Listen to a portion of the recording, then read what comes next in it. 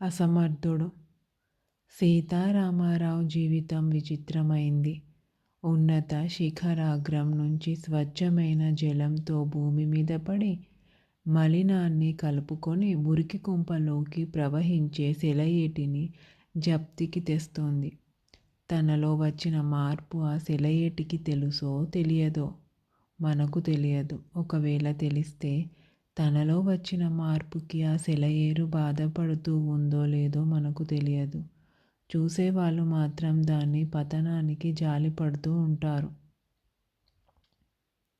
దానికి ఆ జ్ఞానం ఉందో లేదో మాత్రం ఎవరు చెప్పలేరు.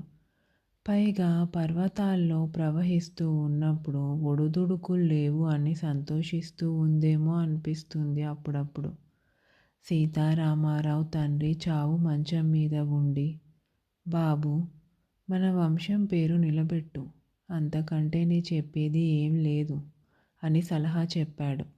అవే అతని ఆఖరు మాటలు. ఆ మాటలు విని చుట్టూ ఉన్న వాళ్ళంతా ఆశ్చర్యపోయారు.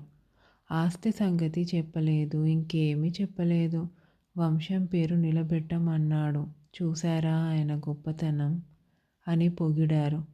ఆ గొప్పతనం వాళ్ళ వంశంలోనే ఉంది అన్నారు అంతా. నిజంగా వాళ్ళ వంశం గొప్పదే.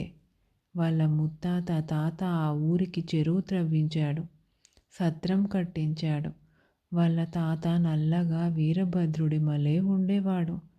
కర్ర చేత్తో పట్టుకొని బజార్న నడుస్తుంటే ఎవరికైనా కూర్చునే ప్రాప్తం ఉండేదా? ఆడవాళ్ళు తుర్రున ఇల్లుకి పరిగెత్తేవాళ్ళు. ఆయన పేరు చెబితే చాలు పిల్లలు హడలుకొని మారం కట్టిపెట్టి కుక్కిన పేలయ్యే వాళ్ళు. ఆ ఊళ్ళో దేవాలయం కట్టించింది ఆయనే. ఇప్పటికీ దేవుడి పెళ్ళికి పీటల మీద కూర్చునే హక్కు వాళ్ళదే. ఆ హక్కు అతని తండ్రి 30,000 ఖర్చు పెట్టి హైకోర్టు దాకా వెళ్ళి నిలబెట్టుకున్నాడు. ప్రతి ఏటా దేవుని ఉత్సవం తన సొంత ఖర్చులతోనే చేయించేవాడు. అడిగిన వాళ్లకు లేదనకుండా దానం చేసేవాడు. ఆ ఊరి గుండా ఏ పెళ్లి వాళ్ళు వెళ్ళడం తంటస్థించినా సరే ఒక పూట వాళ్ళ ఇంట్లో బస చేసి ఆయన చేసే సత్కారాలు అందుకొని విందారగించి వెళ్ళవలసిందే. వాళ్ళ కమతంలోకి రావాలని ఊళ్ళో మాదిగలంతా ఉవ్విళ్ళూరుతూ ఉండేవారు. అజమాయిషీ లేకపోవటం వల్ల కాజేయటానికి వీలవుతుందని వాళ్ళు తాపత్రయం. అని గిట్టని వాళ్ళు అనే మాట నిజమే కానీ ఆ కుటుంబం పుట్టిన వాళ్ళెవరూ ఆ మాట నమ్మరు. సీతారామారావు చిన్నతనం నుంచి తన కుటుంబాన్ని గురించి అనేకులు గొప్పగా చెప్పుకోవడం వింటూ ఉండేవాడు. కొంతమంది అతని ముఖం ఎదుటనే కీర్తిస్తూ ఉండేవాళ్ళు. ఇక తన బంధువుల సంగతి చెప్పనవసరం లేదు. తమ ఇళ్లలో జరిగిన కార్యం, కారమత్తులు, వైభవం దగ్గర్నుంచి తమ తాత ముత్తాతల శౌర్యం వరకు వర్ణించి చెబుతుండేవారు. అప్పుడు అతడికి రూఢి అయింది, డబ్బుదేముంది, మనిషికి కావాల్సింది పేరు అని. అతని వంశాన్ని పొగిడే వాళ్ళంతా ఈ విషయం ఏకగ్రీవంగా ఒప్పుకున్నారు. డబ్బు మనల్ని సంపాదించిందా, మనం డబ్బును సంపాదించామా అనేవాళ్ళు. డబ్బు సంపాదించిన వాళ్ళు చాలామంది ఉన్నారు. వాళ్ళందరినీ మీ తాత ముత్తాతల్ని చెప్పుకున్నట్లు చెప్పుకుంటున్నారా అని ప్రశ్నించేవారు. అతను ఆ ప్రశ్నలు చాలా గొప్పగా అనిపించేవి అతనికి. అతనిలో ప్రవహించేది ఆ వంశంలోని రక్తమే. ఆ విషయం తన తండ్రి కర్మకి 10,000 ఖర్చు పెట్టి అతను నిరూపించుకున్నాడు. తండ్రికి మించిన చెయ్యి అన్నారు అంతా. ఎముకలేని చెయ్యి అన్నాడు ఒక కవి. 10 రోజులు నిరతాన్నదానం చేశాడు. వచ్చిన చుట్టాలెవ్వరూ నెల రోజులు పూర్తి కాకుండా వెళ్ళిన వాళ్ళు లేరు. అందర్నీ తృప్తిపరిచి పంపాడు. ఆ 10 రోజులు చుట్టుప్రక్కల గ్రామంలో ఉన్న బీద సాధులకు అన్నదానం చేశాడు. బట్టలు పంచిపెట్టాడు. వాటి మీద ఫలానా వారి ధర్మం అని కూడా వేయించాడు. ఆ రా ఆ రోజుల్లో అతని పేరు చెప్పుకుని వాళ్ళు లేరు. చెప్పుకుంటే ఆయనే చెప్పుకోవాలి అనుకునేవాళ్ళు. మహారాజు అనేవాళ్ళు. తండ్రి గతించిన తర్వాత అప్పులు ఇవ్వవలసిన వాళ్ళ విషయంలో కూడా అతను చాలా ఉదారంగా ప్రవర్తించాడు. తమ కష్టసుఖాలు వచ్చి చెప్పుకొని వాళ్ళ వాళ్ళది పాపం. తమ కష్టసుఖాలు వచ్చి చెప్పుకోని వాళ్ళది పాపం.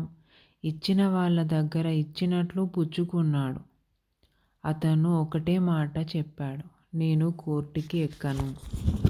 అతని మేనమామ అతనికి 40,000 ఇవ్వాలి. అది కూడా అతడు పరిష్కారం చేసుకున్నాడు. ఒకరోజు మేనమామ వచ్చి తన ఊరుకి తీసుకెళ్ళాడు. తన ఇంటికి తీసుకొని వెళ్ళి ఎన్నో మర్యాదలు చేశాడు. అత్త కూడా రాక రాక వచ్చావు, నువ్వు వస్తే చూడు బాబు మా ఇల్లు కలకలలాడుతుంది అన్నది. తాను వచ్చినందుకు వాళ్ళు పడిన సంతోషం, వాళ్ళు చేసిన మర్యాదలు చూస్తే అతనికి అమితానందం కలిగింది. 4వ రోజు మేనమామ తన కుటుంబ పరిస్థితి చెప్పుకుంటూ, బాబు నేనంత డబ్బు ఇచ్చుకోలేను. పిల్లల కలవాణ్ణి. 10 ఎకరాల మాగాణి నిక్షేపం లాంటిది రాసిస్తాను. నా కాపరం నిలబెట్టు. నీకీ డబ్బు ఒక లెక్కలోది కాదు. చదువుకున్న వాడివి, సమర్థుడివి.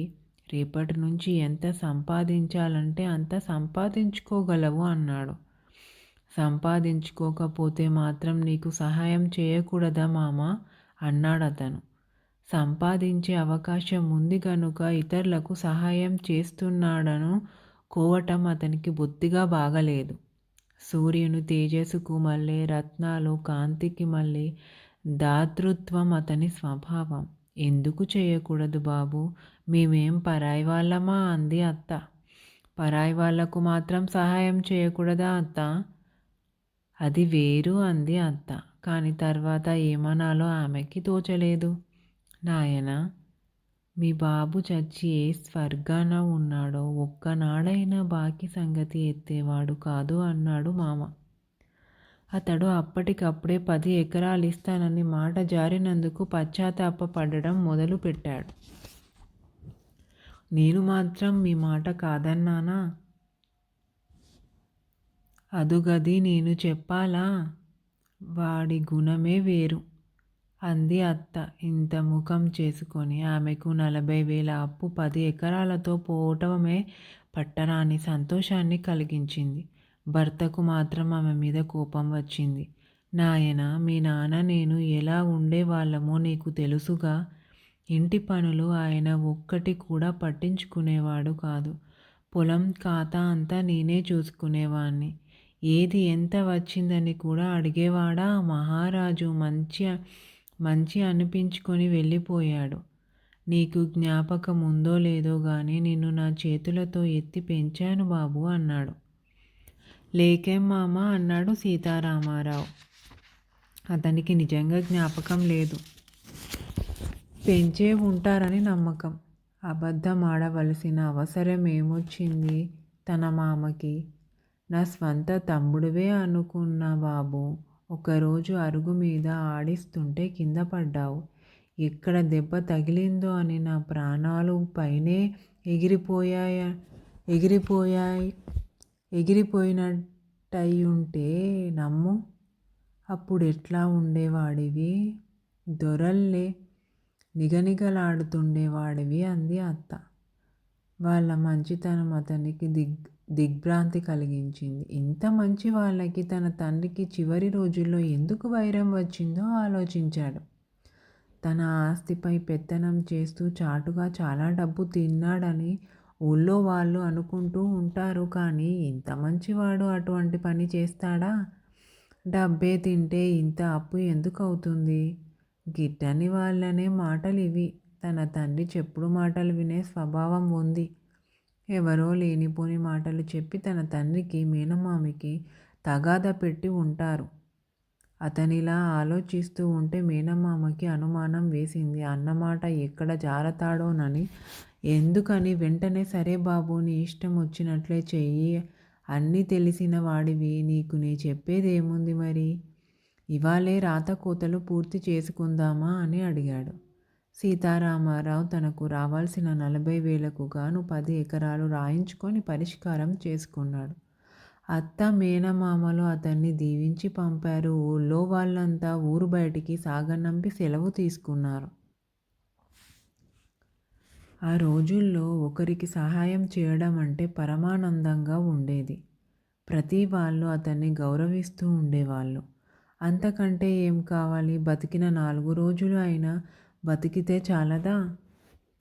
10 మందితో మంచి అనిపించుకొని పొమ్మన్నారు పెద్దలు. ఇంత చిన్నతనంలో ఇంత బుద్ధి ఉండటం ఎక్కడా చూడలేదు అన్నారు అంతా. అది వాళ్ళ వంశంలోనే ఉంది అని వాళ్ళలో వాళ్ళే జవాబు చెప్పుకున్నారు. తండ్రి కోరిక నెరవేర్చాననే ఆనందం, వంశం పేరు నిలబెట్టాననే గర్వం అతనికి ఉండేవి ఆ రోజుల్లో. ఆ ఊళ్ళ ఆ ఊళ్ళనే రామయ్య అనే వృద్ధుడు ఒకడు ఉండేవాడు. అతన్ని అంతా తాత అని పిలుస్తుండేవాళ్ళు. అతనికి సీతారామారావు కుటుంబం అంటే తగిన అభిమానం. బాబూ, కుర్రాడివి, ప్రపంచానుభవం తక్కువ, కొంచెం తెలిసి మెలగాలి అని సలహా చెప్తుండేవాడు. నేను తెలిసే చేస్తున్న తాత అనేవాడు సీతారామారావు. చేతుల్లో 4 రాళ్ళుంటే అంతా మూగుతారు. తర్వాత మన మొగ్గం చూచే వాళ్ళుండరు బాబూ. మళ్ళీ ముఖం చూస్తారనే ఆపేక్షతోనే నేనీ పనులు చెయ్యట్లేదు తాత. చెయ్యటం కోసమే చేస్తున్నా. పశ్చాత్తాప పడవలసిన పనిలేవి చెయ్యకు బాబూ. పశ్చాత్తాప పడవలసి వస్తే హృదయంలో తేళ్ళు జెర్రులు నివాసం ఏర్పరచుకుంటాయి. నువ్విప్పుడు మంచి పనులనుకునేవి ఎదురు తిరిగితే అప్పుడు నీ వల్ల సహాయం పొందే వాళ్ళనే విరోధం చేసుకుంటావు. నీ మంచే నీ పతనానికి కారణం అవుతుంది. నేను ప్రతిఫలం కోరలేదు తాత. అది ఒక్కటే చాలదు బాబు అనేవాడు రామయ్య తాత. మిగతాది సెకండ్ ఎపిసోడ్లో విందాం.